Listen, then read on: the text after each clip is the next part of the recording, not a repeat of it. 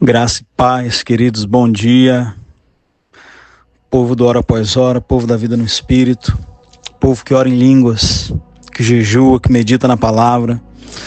Irmãos, hoje, ainda vou ver aqui qual horário, eu vou estar postando o link da nossa live de hoje, eu vou estar começando uma série de ensinos sobre justificação pela fé.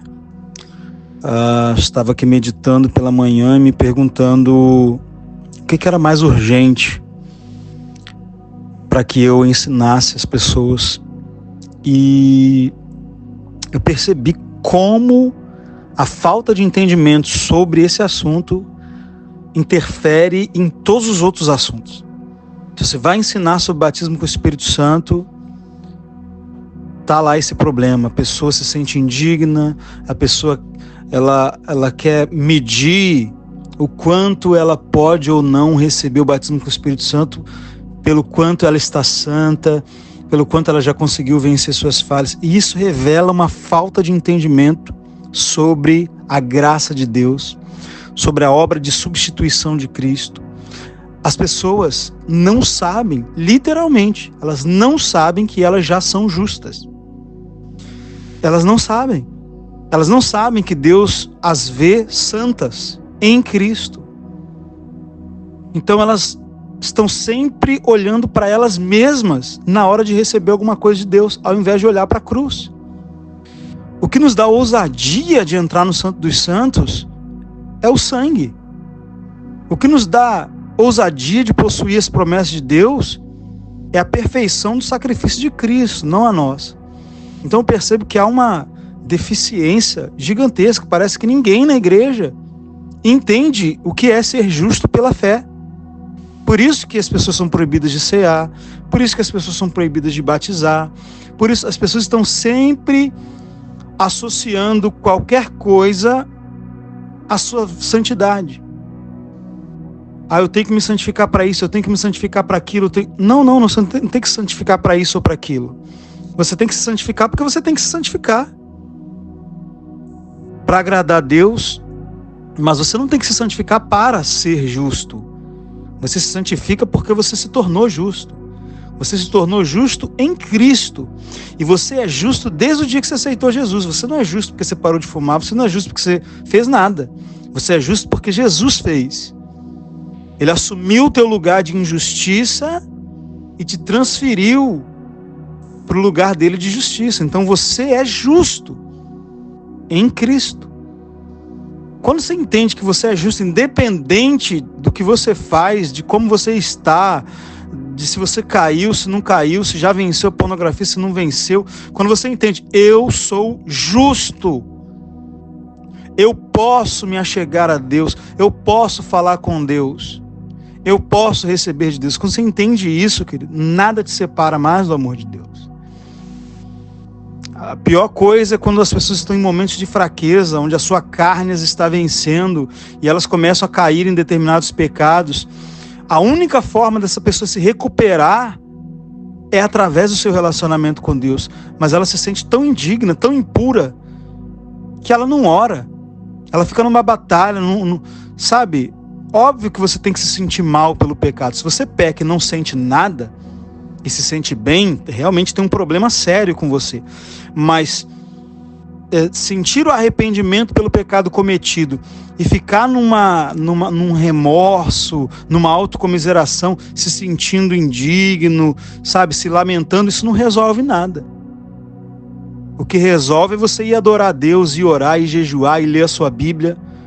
Só que a culpa e a condenação não deixam você fazer isso. Por quê? Porque você não entende que você é justificado em Cristo. Então, quando você acha que está bem, que está orando, que está jejuando, que não está pecando, aí você se sente em paz com Deus. Quando você está fraco e pisou na bola, aí você sente que Deus está de mal com você. Mas o que a Bíblia diz em Romanos capítulo 5, verso 1? Justificados, pois, mediante a fé, temos paz com Deus. Sua paz com Deus não está no seu bom comportamento, porque ele oscila. Sua vida espiritual oscila, sua vida de oração oscila, sua vida de devocional oscila. Mas a obra de Cristo não oscila. No seu pior dia, você ainda é a justiça de Deus em Cristo. No dia que você está fraco, você é a justiça de Deus em Cristo. E qual é o perigo? Se no dia que você está mal, você se sente indigno, isso significa que quando você está bem, você se sente digno, mas aí você não está se apoiando na obra de Cristo. Você está se apoiando nas suas obras. Por que você está se sentindo bem hoje que você jejuou? Porque você acha que o seu jejum está te tornando digno. Está vendo o perigo? O perigo de anular a graça de Deus? Claro que existe hoje uma chamada hipergraça, que é um desequilíbrio. É quando as pessoas pegam essa mensagem da graça e levam para extremos, onde não importa que você vive, como você viver, você não perde a sua salvação nunca. Ignoram o arrependimento, ignoram as práticas espirituais e o esforço no sentido de ter uma vida consagrada, de jejum, de oração, diminuem essas coisas. Então existe sim uma mensagem distorcida da graça, que usa a graça para anular vários outros ensinos. Mas não é disso que a gente está falando. E, de repente, por causa de exageros na mensagem da graça, a gente começou a combater esses exageros e, de repente, parar de falar da graça. Só que, veja bem, a graça não está errada. O evangelho da graça não está errado. A justificação pela fé não está errada. Exagerar, pegar esses ensinos e usá-los para anular outros ensinos que estão na palavra de Deus é errado, mas nós devemos continuar pregando a graça de Deus, porque me parece que as pessoas estão ainda afundadas no legalismo. A maior parte das pessoas está afundada no legalismo e acabam realmente vivendo uma vida carnal porque não conseguem ter um relacionamento sólido com Deus, porque se sentem culpadas sempre, se sentem indignas sempre, e não conseguem ter um relacionamento saudável com Deus, que é o que realmente vai trazer uma mudança de vida, uma mudança de caráter, uma frutificação. Então elas estão ainda tentando servir a Deus na velhice da letra, ao invés de andar em novidade de vida. Então não é porque tem pessoas pregando a graça de Deus errado que nós devemos deixar de pregar. Então se preparem que nos próximos dias teremos várias lives falando sobre o que é ser a justiça de Deus em Cristo, de uma forma equilibrada, sem exageros, sem distorções, mas vamos trazer aí esse fundamento para a vida de vocês. Então, esse é um grande erro da hipergraça. Achar que duas coisas, né? Ensinar comportamento, que é você dizer às pessoas como elas devem viver e se comportar, e corrigir comportamento errado, ou seja, a pessoa não está se comportando corretamente, você tem que corrigir. Dentro da hipergraça, isso é chamado de legalismo, ou seja, você não tem que estar falando de comportamento, você fala só da graça, só do amor, e a pessoa vai se sentir tão amada que ela vai se comportar bem. E isso não é verdade. É muito mais provável, por causa da carnalidade, né? Por causa da nossa carne, a nossa propensão ao erro, é muito mais provável que essa pessoa se sinta confortável. Deus me ama como eu sou, não importa o que eu faço, e essa pessoa se sente confortável ali no pecado. Então, dizer que ensinar comportamento e corrigir comportamento é legalismo, é chamar Paulo de legalista, porque mostra aqui capítulos inteiros. Por exemplo, Efésios capítulo 4 e 5, quando Paulo fala, né, sobre as obras das trevas, não compactuar com as obras das trevas, antes andar como filhos da luz, o que roubava, não roube mais, antes trabalhe, fazendo o que é bom para ter o que repartir com os outros, toda ira e cólera ser tirada do meio de vós, imoralidade, porfia, idolatria, avareza, tais coisas nem que sequer se nomeiem entre vós, como convém a santos. Andai de modo digno da vocação que foste chamados. Você vê Paulo tratando a igreja de Corinto, que era uma igreja que estava na carnalidade. Paulo não envia uma carta dizendo, olha, vocês precisam se lembrar como vocês são amados. Não, Paulo envia uma carta pesada de correção. E Paulo não estava sendo legalista. Então, a questão do legalismo não está ligada a você falar de pecado. Você tem que falar de pecado. Até para você evangelizar um ímpio, você tem que falar de pecado. Afinal de contas, para você apresentar Jesus como Salvador, ele está me salvando de quê? Por que eu preciso ser salvo? Então você precisa falar de pecado tanto na evangelização, você precisa falar de pecado no discipulado, falar sobre santidade, necessidade de santificação. Onde é que está o legalismo? É quando eu me baseio na minha santidade para ser aceito por Deus, ou para receber algo de Deus. Então, por que você não é batizado com o Espírito Santo? Porque você não se santificou o suficiente. Isso é legalismo. Legalismo é quando eu preciso da minha santidade, das minhas obras, para me sentir aceito diante de Deus. Agora, como que Paulo ele trata a questão da santidade? Ele não diz assim, olha, vocês precisam se santificar para ser santos. Vocês precisam se santificar para vocês serem justos.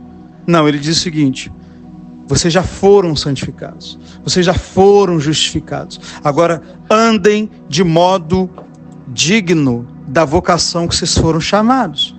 Então, não é sobre ensinar a pessoa a ser justa. É trazer a revelação de que ela já é justa e ensiná-la a viver como justo. Agora, por exemplo, o assunto que eu trato muito, que é cura, batismo com o Espírito Santo, as pessoas deixam de ser curadas, deixam de ser batizadas, porque não se sentem santas o suficiente. Agora a questão é, você nunca vai ser santo o suficiente para merecer nada de Deus. Então, eu acho que o equilíbrio está aí. Eu não estou me santificando eu estou me santificando por causa. Não para ser justo, mas porque eu já fui justificado. E obviamente entra a questão, a vida no Espírito, ela traz um equilíbrio muito grande nisso, porque quando você entende a vida no Espírito, você entende que se você viver no pecado, você vai morrer espiritualmente. Se viver segundo a carne, caminhasse para a morte. Então você é justo, você é aceito, você é amado. Você pecou. Quantas vezes, no momento da época que eu era viciado em pornografia, eu acabava de pecar e entrava na presença de Deus. Pai, estou aqui, acabei de pecar, me ajuda. E começava a orar em línguas e jejuar. E é assim que a gente vence. Se você não entende o que é a graça de Deus, você acaba de pecar e vai ficar aí vários dias aí, comiseração, ai, de novo eu caí. Quando você entende a graça de Deus, você tem ousadia. Pai, caí, mas estou aqui, quero me levantar, não quero permanecer dessa forma. Então é muito importante entender a graça de Deus, até para você conseguir se santificar, porque é pelo Espírito que a gente se santifica. Não é só, eu decido que a partir de hoje eu não vou fazer mais isso. Mas se você tivesse essa capacidade, você não precisava depender do Espírito Santo.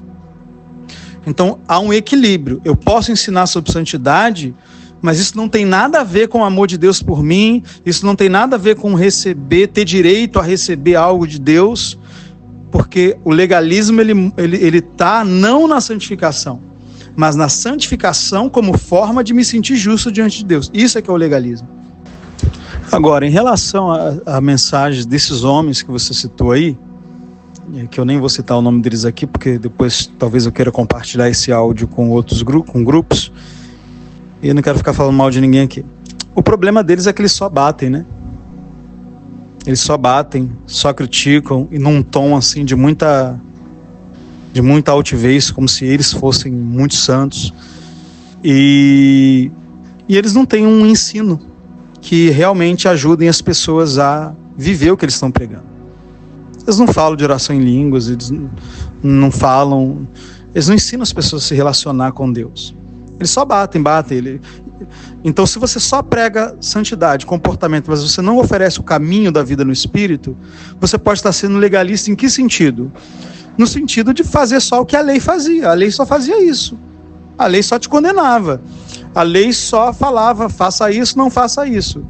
Então, se eu sou um pregador que só condena o pecado e digo que as pessoas estão erradas, que elas têm que se santificar, e não ensino o caminho da santificação, eu sou um legalista. Por quê? Porque eu estou pregando lei, eu só estou dizendo, não farás, não farás, não farás. E o ensino de santidade do Novo Testamento, que é o ensino de Paulo, dos apóstolos, ele não é só, não faça isso, não. Ele traz todo um contexto. Ele tem que trazer a revelação de quem eu sou. Por exemplo, Colossenses capítulo 3. Se já ressuscitastes com Cristo,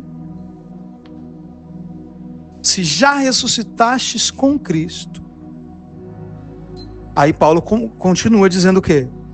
Pensai nas coisas que são lá do alto, onde Cristo está assentado. Faça morrer a vossa natureza carnal. Então, o comportamento ele está sempre baseado na identidade. Esses caras não ensinam nada sobre identidade. Eles não ensinam sobre novo nascimento, sobre nova criatura, sobre ter a natureza de Deus, sobre desenvolver a natureza de Deus.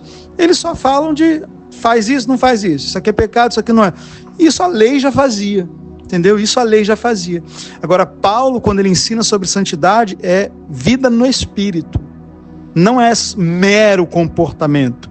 É o desenvolvimento de uma vida espiritual, de uma natureza que foi transformada e regenerada pelo Espírito Santo. Então, se você não traz um ensino que traz revelação de quem a pessoa é e os meios através dos quais ela vai desenvolver a santidade que ela já tem nela, você só fala de comportamento, então você pode sim estar sendo legalista. Porque você vai pregar, a pessoa vai sair dali profundamente condenada, mas não vai ter nenhuma capacidade de mudar. Porque você só condenou ela, você não ofereceu um caminho, você não revelou para ela quem ela é. Ela saiu dali se sentindo um pobre, miserável pecador e pronto. De repente ela quer até sair da igreja, porque ela fala, meu Deus, eu não tenho jeito mesmo, eu sou um desgraçado, eu não consigo mudar. E se for para ficar desse jeito na igreja, é melhor ir para o mundo. Então, um ensino sobre santidade que não vai ser legalista é aquele ensino onde você ensina à luz da identidade e oferece à pessoa os meios através dos quais ela vai alcançar aquele objetivo. Então, quer ver um bom exemplo disso? Deixa eu ver aqui um outro texto onde Paulo ele faz isso. Então, por exemplo, Paulo diz, quem está em Cristo, nova criatura é, as coisas velhas já passaram, isso que tudo se fez novo.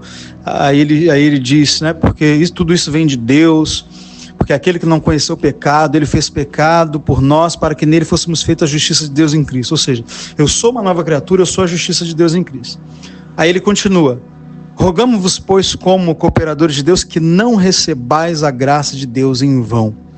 Aí, agora ele vai ensinar que você recebeu tudo isso, mas você não pode receber em vão. Ou seja, eu não posso ter sido feito justo e agora vou viver no pecado? Não, de forma nenhuma. Pelo contrário, agora eu tenho capacidade. A pessoa, antes de ser corrigida, ela precisa saber, ter a revelação de que ela é capaz de viver diferente. Entende? A lei, quando fala com as pessoas, a pessoa sabe que não tem condição nenhuma de mudar aquilo ali. A lei veio para condenar mesmo, para que a pessoa faça o quê? Corra para Cristo, uma vez que ela não pode se justificar. Mas o ensino de santidade e da graça, ele é a luz da nova identidade que o crente tem, de ser nova criatura. Então, para eu ensinar sobre santidade, para eu corrigir pecados, eu preciso também ter um ensino forte sobre identidade, sobre novo nascimento. Entende?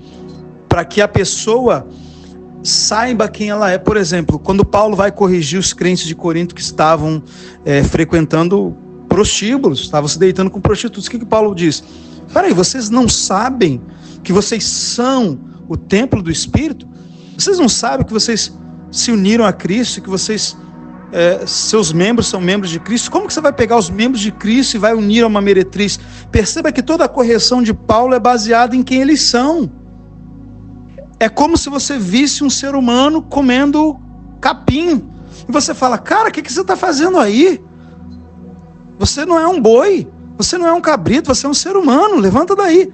Entende? Você corrige a luz da identidade da pessoa. Então a pessoa tem que receber um ensino forte sobre identidade, que ela é nova criatura, o que é nova natureza, o que é o novo nascimento. E qual é a capacidade que ela tem de vencer aquilo ali. Porque se a pessoa não está bem consciente da identidade que ela tem, o teu ensino sobre santidade, sobre pecado, pode fazer ela sentir que ela não é, que ela ainda é uma pecadora, que ela ainda é miserável, coitada, ela não tem condição nenhuma, entendeu? Mas se ela tem uma identidade forte de que eu sou um filho de Deus, santo, recriado em Cristo, em verdadeira justiça e santidade, eu sou a justiça de Deus em Cristo, eu sou uma nova criatura, mas eu estou me comportando errado. Eu não estou me comportando à altura daquilo que eu sou. Mas eu também tenho que ter um ensino forte sobre vida no Espírito, para que a pessoa saiba que não é uma missão impossível vencer o pecado. O problema é quando a pessoa nem sabe, cara, ela já fez de tudo para tentar mudar, aí houve uma mensagem desses caras aí descendo o pau nelas e ela vai acabar desistindo, porque ela já tentou de tudo. Agora, quando eu ensino sobre oração em línguas, sobre jejum da forma correta, sobre as práticas espirituais, sobre o desenvolvimento da nova natureza, essa pessoa, ela entende, cara, eu tô errado, mas, cara, tem um caminho, é possível vencer.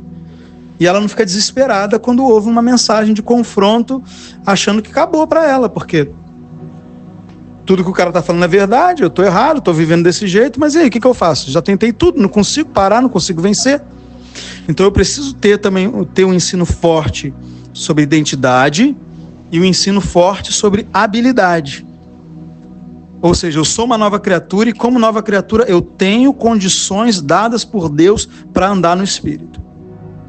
E agora eu vou aprender como que eu faço isso e eu vou praticar isso. Se não tem isso, se é só você está errado, isso está errado, não faz isso, aí você é um legalista, sim. Por exemplo, se você vai evangelizar um ímpio, você vai dizer para ele o quê? Não, você é pecador. Não, você vai dizer o quê? Não, todos nós somos pecadores. Embora você saiba que agora em Cristo você não é mais um pecador. Mas quando você está falando do evangelho, da salvação, entendeu? Você se enquadra como um pecador que foi salvo. Principalmente quando você está falando sobre a salvação. Quando você está evangelizando. Você vai chegar para a pessoa e falar assim, não, todos nós somos pecadores, todos nós estamos condenados e todos nós precisamos ser salvos por Cristo. E mesmo você estando falando dessa forma, você sabe que você já foi salvo, você sabe que você não está mais condenado e você sabe que você não é mais um pecador. Mas nesse contexto, você precisa se igualar, entendeu? Com os demais seres humanos. É o que Paulo está fazendo.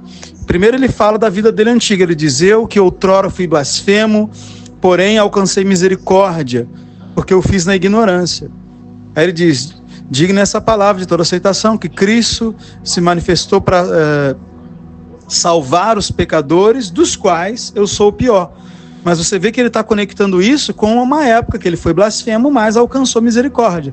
Então, imagina, Paulo era o pior dos pecadores, depois de já ter nascido de novo. Estranho, né?